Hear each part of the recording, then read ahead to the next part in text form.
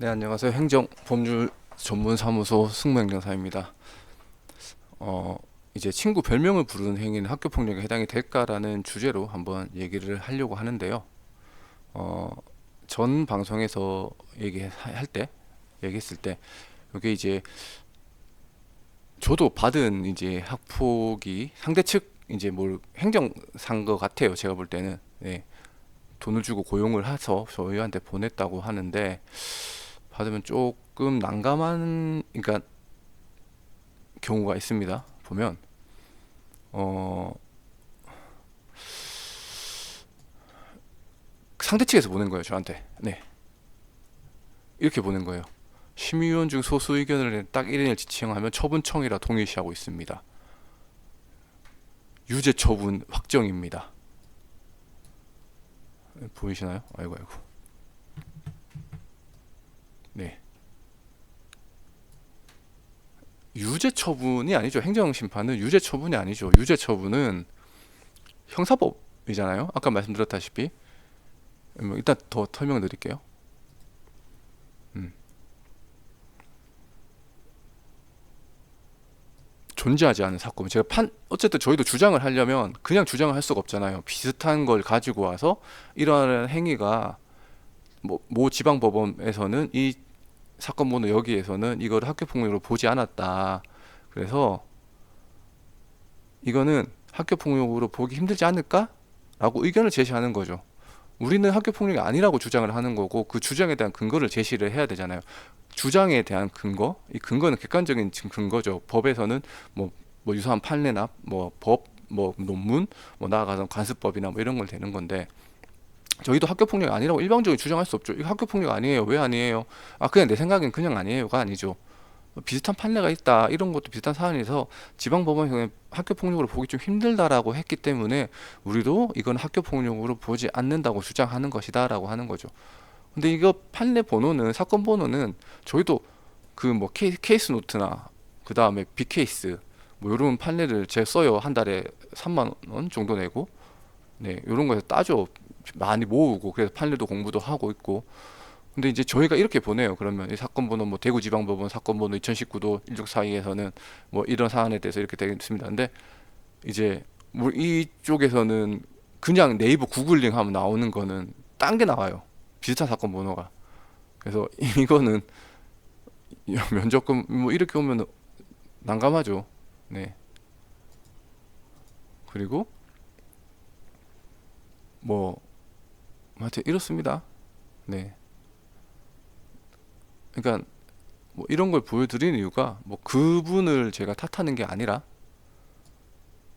소비자 권리죠. 어쨌든 보호자님도 기본적으로 행정심판 하는데 작게는 80만 원, 어떤 데는 50만 원 하는 데도 있다고 하는데 많은데 저희 같은 경우는 행정심판만 해도 거의 한 근 200 정도 되거든요. 부가세가 다 포함하면 좀 더 저렴하긴 하지만 근데 사실 똑같아요. 왜 행정사가 그렇게 어떤 데는 30만 원 받고 왜 여기는 거의 한 200 정도를 받나요? 물어보면 변호사님들도 개업 변호사님들도 예를 들어서 개인 변호사님들 같은 경우에는 제가 아시는 변호사님은 진짜 양심이라고 표현 좀 그렇지만 그러니까 딱 수임료를 딱딱 나눠서 받아요. 그러니까 예를 들면 근데 김현장, 태평양, 광장 이런 데는 기본 수임료가 1,000만 원 단위죠. 그리고 억 단위도 많은데 똑같은 논리죠. 네, 맨파워 인시 그만큼 다르기 때문에 수임료가 다르듯이 변호사분들도 행정사도 똑같은 거죠. 저는 제가 판례 공부도 많이 하고 있고 그렇게 노력을 하고 있고 그것 때문에 제가 학교 폭력 쪽에서는 그나마 먹고 살고 있고 네, 카페에서도 제가 올린 건 아니지만 저를 거쳐간 보호자님들께서 칭찬을 많이 하시는 거고 그만 노력하고 있다는 거기 때문에 나는 내가 이 정도는 비록 제가 변호사는 아니기 때문에 변호사 수임료만큼은 받지 못하지만 적어도 제가 하는 업무에 대해서는 자신감과 자부심이 있기 때문에 그 정도를 받는 거죠. 그래도 보호자님들께서 무조건 저희 쪽에 오세요라는 건 아닙니다.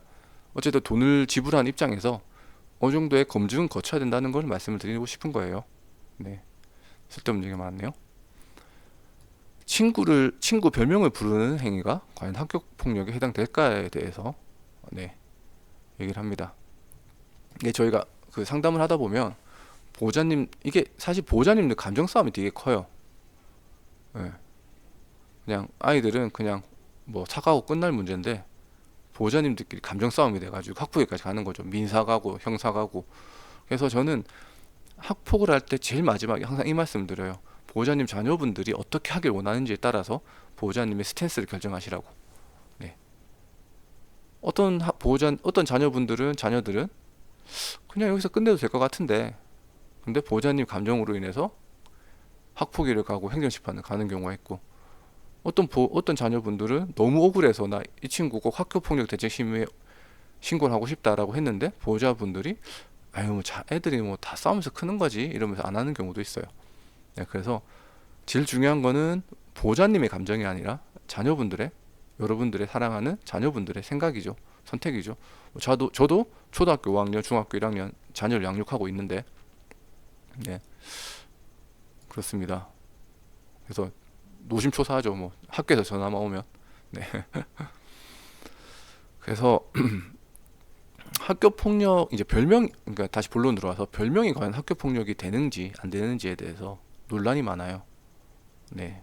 학교 폭력 대책 심의에서는 별명 불러서 상대층이 기분 나쁘면 학교 폭력으로 봐야 된다는 거죠. 네. 근데 이 관련해서 관련 지방법원 판례가 하나 있어가지고 네, 한번 소개시켜 드리려고 합니다. 십덕이란 말 아시죠? 십덕후 저도 뭐 덕후 기질은 조금 있어요. 네.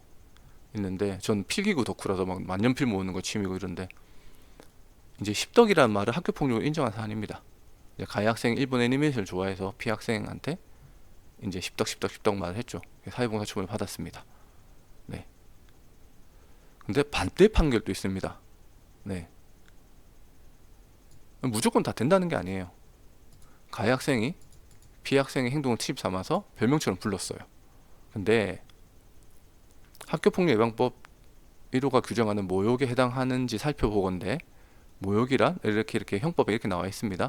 그래서 각 행위는 모욕죄로 볼 만하지 않다라는 게 그거죠. 네. 그래 고려하면 버섯머리라고 부르는 것이, 저도 제 고등학교 때 친구가 한테 이름 불렀거든요. 저도 뭐 그때 잘못된 거겠죠. 지금 생각하면 아찔한데.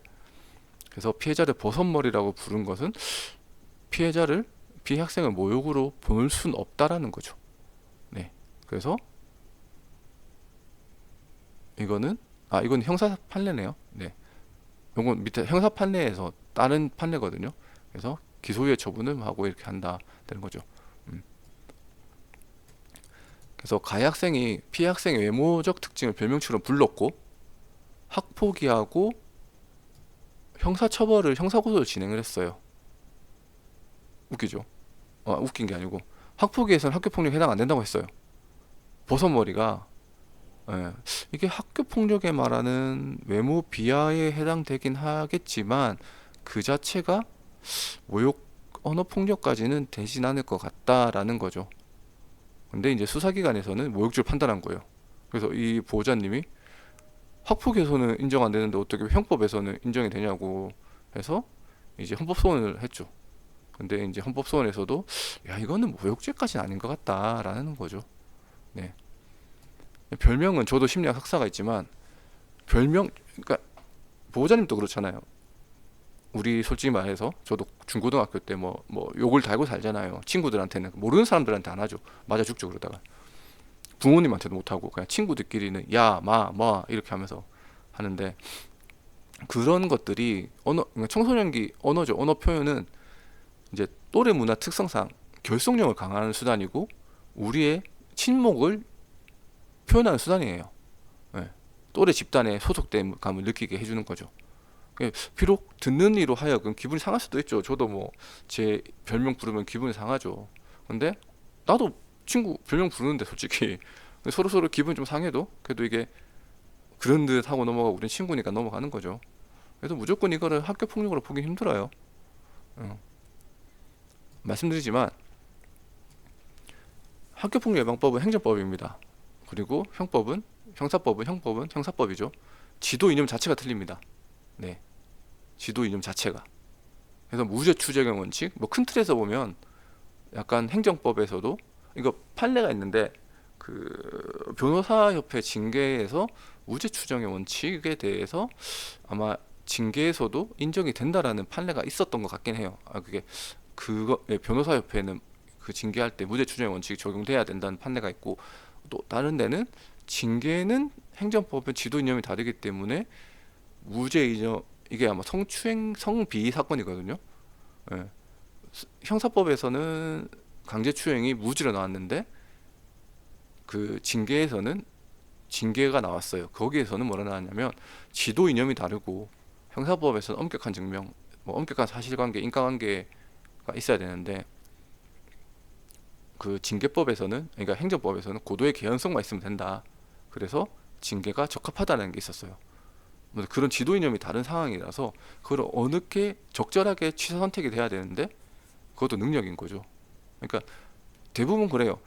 학교 폭력 관련해서 어떤 데는 된다, 어떤 데는 아니다라는 게 있는데 그걸 어떻게 적절하게 자신만의 논리로 풀어 나가느냐가 행정사의 능력이고 그게 실력인 거죠.